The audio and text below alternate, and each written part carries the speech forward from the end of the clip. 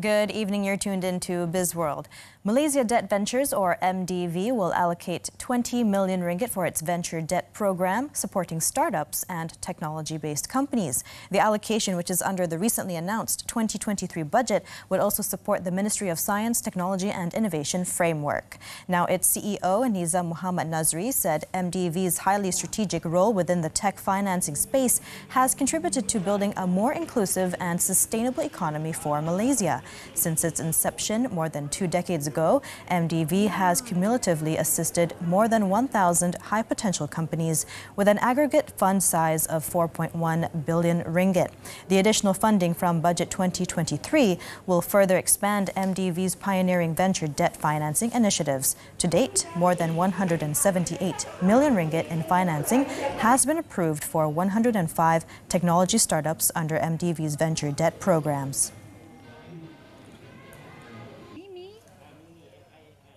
RHB Research believes banks are still cautiously optimistic about the economic prospects in 2023.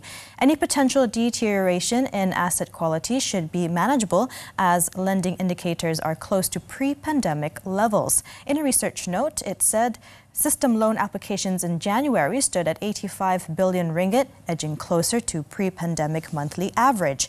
The average lending rate has also increased to 5% versus over 3% last January.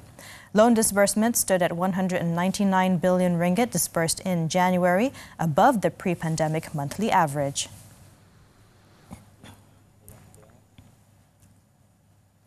Maybank Investment Bank expects the total industry volume, or TIV, for the automotive industry to reach 700,000 units this year. While the firm did not expect this year's TIV to exceed last year's 721,000 units, owing to the absence of the sales and services tax incentive, it could still closely match the figure with an average of 58,300 units per month. This would be a commendable feat and easily surpass Malaysian Automotive Association's 650,000 units estimate. The strength will be primarily driven by Pro2 and Proton. For every 3 vehicles sold in 2023, 2 will be from the national marquees, and in the non-national marquee segment, the firm noted Toyota primarily targeted 90,000 units in 2023, which was conservative.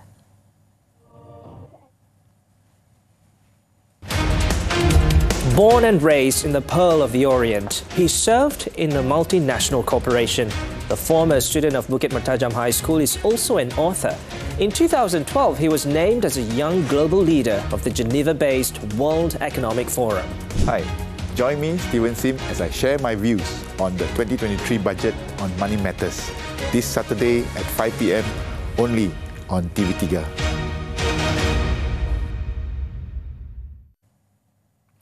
Ikatan Jayasama has entered into an agreement with China's Shandong port to explore potential business opportunities across the peninsula, East Malaysia and the East Asian region, a move that could elevate Malaysia's position as a major logistics hub in the Asia-Pacific region.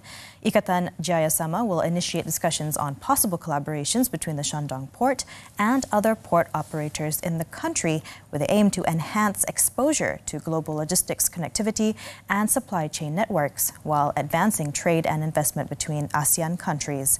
Shandong Port will also provide access to knowledge and technology advancements such as the use of automation and green energy. Proton sold 14,033 units of vehicles in February, up 52% compared with the same month last year.